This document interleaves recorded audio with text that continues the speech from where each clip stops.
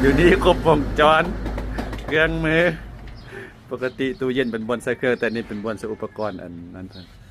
อันนี้เป็นตัวเร่งเครื่องเปิดแบบนี้โอเคเริ่มไหม้ละเริ่มไหม้มาแล้วเจ้าเอาไอเดียนี้มาติดซิได้เบิ่งพวกเฟซเบิ่งเห็นอยู่เฟซเบิ่งตาม Facebook ตาม YouTube ไปไหมน่ะถูกเครื่องอุปกรณ์ครบสุดเลยอันนี้เป็นตัวจับน็อตจับกระแจเนาะเพื่อบ่ให้มันบ่ให้มันเสียอันนี้ก็เป็นล็อกใส่เครื่องมือเครื่องไม้เครื่องมือเนี่ยใส่ไฟ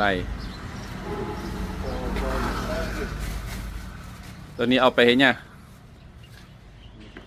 ต่อไฟต่อไฟมาไอ้บ้าเอาไก่ก้อนไอ้บ้าเอาไฟลุกก็ได้นี่นะจะได้ต่อ จะได้ต่อไฟลุกแล้วตอนนี้จุดปะมันได้ประมาณ2-3 นาทีมันหัวเตาฮ้อนแล้วก็เริ่มต้นเร่งลมเหมือนนั้นคือเราต้องจุดให้มัน